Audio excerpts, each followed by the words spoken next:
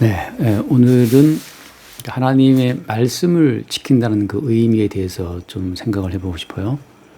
하나님 말씀을 지킨다는 게 가능한 걸까요? 자, 하나님의 모든 말씀은 이런 특징이 있습니다. 하나님 말씀은 빛이 있으라 말씀하시면 빛이 만들어지는 거잖아요. 하나님 말씀은 그 말씀하신 그대로 이루어지고 성취되는 능력이 있어요. 그래서 하나님께서 말씀하신 거는 그대로 이루어지는 것이기 때문에 사람들이 그 말씀을 듣고 지킨다라고 하는 그런 어떤 개념 자체가 사실은 좀 이게 안 맞는 거죠. 하나님께서 말씀하시면 그대로 되는데 세상 우리가 뭘 지키고 말고 할 것이 없는 겁니다. 그런데 실제로 성경을 보면 하나님 말씀을 지키라라고 하는 것이 있단 말이죠. 계명을 지키라. 그러니까 율법을 지키라는 말씀이 있기 때문에 우리가 그 말씀을 지키려고 시도하잖아요. 그런데 하나님께서 말씀을 지키라라고 말씀하시는 그런 말씀을 받게 되면 이제 우리는 그 말씀을 우리가 소유해서 우리가 가지고 있는 선악적 가치관의 시스템 속에서 그 말씀을 이해하고 지키려고 한다는 거죠. 다시 말해서 인간이 하나님 말씀을 지키면 지킬수록 점점 그 자기만의 선악 가치관 속에서 지키는 거기 때문에 말씀을 지킨 자기의 의에 대한 어떤 보상을 기대하게 되어 있어요. 그러니까 말씀을 지킨다라고 할 때 우리의 이제 에너지가 들어가고 우리의 마음이 들어가는데 그러니까 말씀을 지키기 위한 우리의 행동이 다 들어가잖아요. 그러니까 우리가 하나님 말씀을 지킨다고 하면 그 말씀을 지키기 위해서 우리가 뭔가 애를 쓰고 뭔가 행위를 투입해야 되기 때문에 이제 그런 것에 대한 일종의 이제 노동이죠. 말씀을 지키기 위한 나의 그 애씀, 그 행위에 대한 보상을 우리가 바란단 말이에요. 그러니까 하나님께서 말씀을 지키라라고 말씀하시는 것은 사실 우리가 어떤 존재인지 우리 존재의 그 정체를 나타내고 드러내기 위한 하나의 과정이라고 하는 겁니다. 이 말씀을 지켜라라고 말씀하실 때 우리가 냉큼 그 말씀을 가지고 말씀을 지키려고 시도하면서 말씀을 지킨 것만큼 우리는 내가 말씀을 지켰네 라고 하는 그 자기에 대한 평가를 하게 되고 그 자기에 대한 평가가 이루어지게 되면 이제 하나님 앞에서 뭔가 어떤 권리를 내세운단 말이에요. 내가 이렇게 말씀을 지켰으니까 약속하신 말씀대로 말씀을 지킨 자에게 주어지는 복을 내게 주십시오라고 이제 요구하잖아요. 이제 그런 것이 바로 우리 인간이 어떤 존재인지를 주님께서 알게 하시는 그런 절차, 그런 과정으로서 주신 말씀이라고 하는 거죠. 그러니까 이제 중요한 초점은 그겁니다. 하나님의 모든 말씀은 창조의 권능이 있기 때문에 굳이 우리에게 어떤 말씀을 지키라라고 요구하실 것도 없이 하나님께서 말씀하시면 그대로 이루어지는 거예요. 그러니까 예수님께서 병든 자에게 병 고침 받도록 말씀하시면 이루어지는 거잖아요. 백부장 알다시피 주의 말씀으로만 하옵소서 한단 말이죠. 주께서 우리 집에 들어온 걸 감당 못하겠다. 그러니까 주께서 그냥 말씀만 하시면 나을 건데 굳이 왜 오시냐라고 하잖아요.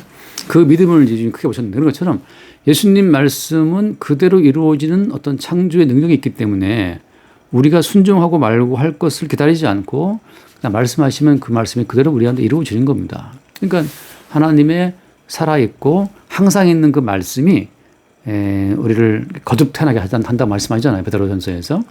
하나님의 모든 말씀은 살아있고 또 운동하는 권능이 있기 때문에 그 말씀이 우리를 막 찔러 쪼개고 수술한다고 하시잖아요. 그러니까 그 항상 있고 살아계신 말씀 자체가 우리를 거듭나게 하고 우리를 자라나게 하고 온전하게 한단 말이에요. 굳이 우리가 그 말씀을 받아서 뭔가 할 것을 기대하지 않고 그냥 그 말씀은 말씀하신 그대로 이루어내고 성취해내는 창조의 권능을 발휘하는 거기 때문에 말씀이 굳이 우리의 어떤 순종을 기다리지 않아요. 그럼에도 불구하고 왜 하나님께서는 그러면 이 말씀대로 살아라 지켜라 그런 형식의 말씀을 주시는가 하면 방금 드린 말씀처럼 그 말씀을 우리가 지키려고 덤벼드는 순간 우리가 선악과를 먹고 우리만의 선악 가치의 구조 속에서 이 말씀을 이해하고 지킴으로 말미암아 자기의 선함을 자기의 의로움을 나타내고 싶어하는 우리의 정체, 우리의 본질을 주님께서 포착을 하시는 거죠. 다시 말해서 바리새인들이 그렇게 말씀을 지켰지만 결국 주님께서 하신 말씀은 뱀들아 또 독사의 새끼라고 말씀하시잖아요. 회칠한 무덤이라고 말씀하시고 그렇게 금식하고 11조를 내고 말씀을 지키려고 몸부림치고 살아왔던 그 서기관 바리새인들의 삶에 대해서 주님께서 왜 회칠한 무덤이라고 말씀하시는 거예요? 그들이 그 말씀을 지키면 지킬수록 자기들은 의롭다. 말씀을 지킨 것만큼 나는 선하다라고 하는 그 말씀을 가지고 자기를 평가하는 수단. 말씀을 지킨 것만큼 나는 의로워. 나는 경건해라고 하는 그 말씀을 가지고 자기 자신을 선하고 의로운 존재로 평가하는 수단으로 사용했기 때문에 그게 말하자면 이제 뱀의 전략이라고 하는 거죠. 그래서 주님 보시기에는 말씀을 지켰다라고 하면서 그것으로 자기를 선한 존재로 스스로 평가하고 있는 그 바리새인들의 그 모습 자체를 회칠한 무덤이라고 말씀하시는 겁니다. 그래서 바울이 간파했던 것처럼 모든 율법은 모든 계명은 우리의 모든 입을 막아버리는 거죠. 하나님께서 말씀하신 취지 그대로 말씀을 지키려고 시도하는 순간마다 우리는 도저히 이 말씀하신 이 수준에 우리가 도달할 수 없는 죄인임을 알게 하실 목적으로 줬다고 하는 거죠. 그러니까 엄밀히 말하면 말씀을 지켰다라고 말하는 사람은 거짓말장이든지 자기를 모르는 사람이에요. 말씀을 지킨 사람은 사실 아무도 없어요. 그러니까 말씀대로 사는 사람은 아무도 없습니다. 그러니까 나는 말씀대로 살았습니다라고 말하는 사람은 그건 스스로 속아 넘어간 사람이고 자기에게 속은 사람이고 마귀에게 속은 사람이라고 하는 거죠. 성경 말씀대로 그대로 실천하고 성취하고 사신 분은 예수님밖에 없습니다. 다시 말해서 그 누가 말하기를 나는 말씀대로 살았습니다라고 말하는 사람은 자기를 모르는 사람이거나 거짓말장이에요. 자기에게 속고 있는 거죠. 예를 들면 변화받기 전에 바울은 뭐라고 말했습니까? 빌립보 3장에서 나는 율법의 의로 흠이 없는 자라고 했잖아요. 바로 자기를 평가할 때. 그러니까 율법의 의로 흠이 없는 자라고 사도 바울은 그렇게 자기 알고 있었는데 다메섹에서 예수를 만나고 보니까 어때요? 자기는 죄인 중에 계속했던 거죠. 그동안 말씀을 지켰다고 했던 그 모든 것은 선악적 가치로 재구성된 그러니까 선악적 가치로 재해석된 말씀을 지키며 살아온 거였어요. 그러니까 선악적 가치로 바뀌어진 말씀이라고 하는 것은 바울이 이미 말했다시피 고린도서에 나온 말씀이잖아요. 그러니까 예수님 말씀으로 보자면 사람의 계명으로 교훈을 삼아서 말씀을 지킨 것이고 바울식으로 말하자면 세상의 초등학문이죠. 세상의 초등학문화시킨 말씀이에요. 그러니까 인간이 지킬 수 있는 말씀으로 모든 말씀에 맥을 끊고 편집하고 다시금 재구성해서 인간이 지킬 수 있는 말씀으로 바꿔놓은 말씀을 시킨 거예요. 결국은 말씀 그대로의 말씀이 아니고 인간이 초등학문 형태로 바꿔놓은 말씀을 지키고 나서는 지켰다라고 자부하는 겁니다. 다시 말해서 말씀을 지키는 사람은 아무도 없고 지켰다라고 말하는 사람은 자기를 속이는 사람이거나 자기에게 속은 사람이거나 마귀에게 미혹된 사람이라고 하는 거죠. 말씀을 그대로 지키시는 분은 예수님밖에 없고 그래서 예수님께서 말씀이 육신이 되어 우리 가운데 거하심이라고 하잖아요. 그러니까 아무도 말씀을 지키는 인간은 없기 때문에 예수님이 직접 말씀이 육신이 되어 우리 가운데 오셔서 십자가에 죽기까지 복종하심으로써 그 모든 말씀의 실체이신 예수님이 친히 다 이루어내시는 거예요. 그러니까 말씀이 육신이 되어 우리 가운데 오셨다는 그 사실을 우리는 믿는 믿음을 가지고서 그분의 그러니까 말씀이 실체이신 그분의 그 이루심에 우리는 참여할 뿐인 거지 우리가 말씀을 지킬 수는 없는 거예요. 자, 그러면 이렇게 되면 또 이제 다시 말해서 율법화되고 초등학문화되고 사람의 교훈화된 말씀을 지금 사람들이 지킨다라고 오해하는 겁니다. 말씀을 지키는 자는 아무도 없는데 인간이 지킬 만한 수준으로 사람의 계명을 삼아서 사람의 교훈을 삼아서 초등학문처럼 만들어서 그걸 서로 지켰다고 또 지키자고 서로 이렇게 권하면서 살고 있는 거예요. 수없이 많은 권면을 각 교회에다가 서신으로 전했던 바울 자신이 말하기를 내가 바로 죄인 중에 개소라 하잖아요. 사도 바울도 죄인 중에 개소라고 해서 본인이 지킬 것을 권유했던 그 모든 권면의 말씀을 버림도 다 못 지켰단 말이에요. 그 말은 그건 무슨 말입니까?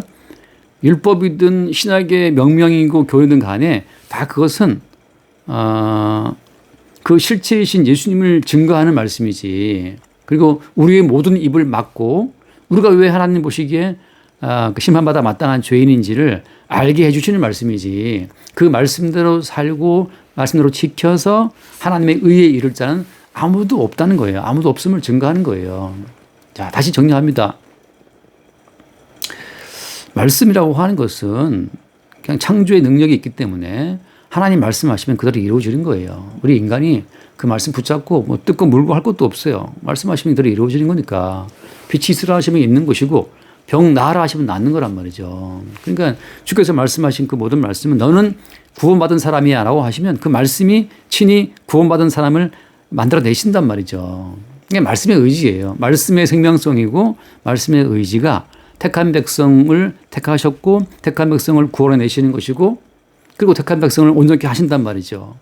그러니까 주의 말씀이 친히 거듭나게 하시고 자라게 하시고 온전하게 하시고 영원한 생명을 누리게 하시는 거예요.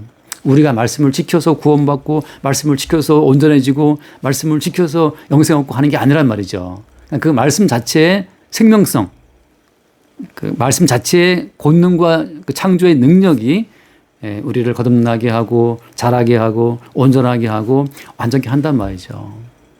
이제 그것을 어때요? 성도는 매일 자기의 육신의 능력으로 도저히 이 말씀의 수준에 이를 수 없음을 매일 발견하면서 이래서 우리 인간의 어떤 자발적인 능력으로 말씀을 지켜 구원에 이르는 것이 아니라 살아있고 항상 있는 그 말씀이 친히 우리를 거듭나게 하고 완전하게 하고 예수님의 인생에 덮어 씌우기 위해서 인도한다는 사실을 보게 되는 거죠. 그러니까 우리는 말씀을 대할 때마다 한편으로는 즐거울 수 있어요. 이 말씀은 완벽한 어떤 수준을 말씀하고 있는데 우리는 도저히 이 완벽한 수준에 이룰 수 없는 자신을 본단 말이죠. 그러면서 이 말씀의 실체가 우리가 아니라 말씀이 육신이 되어 우리 가운데 오셔서 그 모든 말씀의 실체를 나타내 보이신 예수 그리스도가 이 말씀의 주인임을 보게 되고 우리는 그분이 이루신 말씀의 권능에 휩싸여서 그분이 이루신 말씀의 능력에 우리 같이 이렇게 연합됨으로 말미암아 구원된다는 사실을 보게 되는 거죠.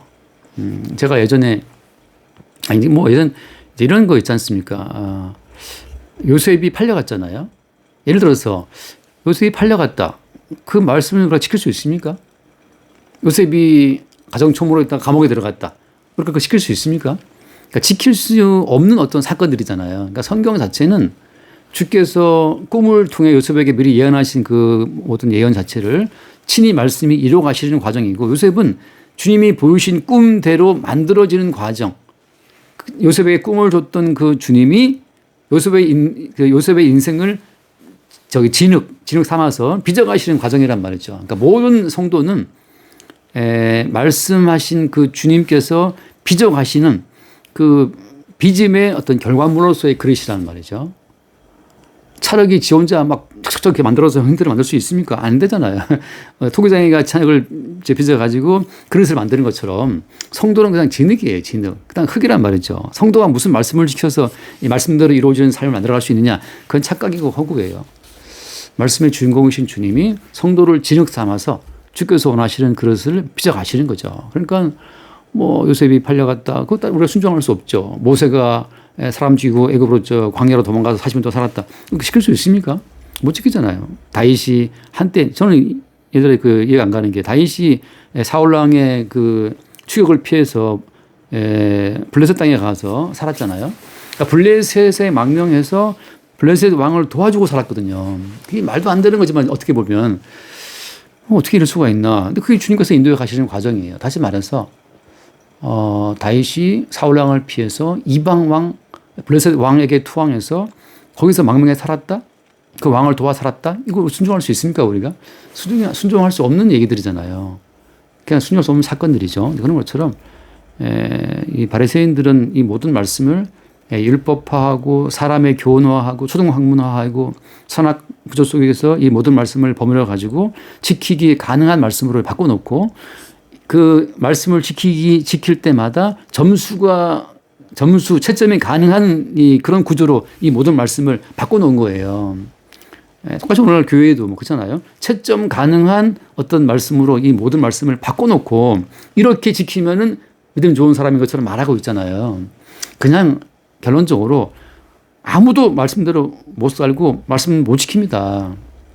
그냥 홀로 말씀을 지키신 분, 말씀이 육신이 되어 우리 가운데 오신 그 주님에 의해서 성도는 거듭나고 그다음에 자라고 성숙해지고 완전해지고 고운에 이르는 거예요. 그러니까 성도는 그 말씀의 주인공이신 주님이 빚어내시는 어떤 그릇으로 천국의 그 귀한 그릇으로 들어간다고 하는 거죠. 날마다 그 말씀의 어떤 신비로움 속에서 말씀의 본체, 실체이신 그 주님의 살아계심을 느낄 수 있기를 바랍니다. 다음에 뵙겠습니다.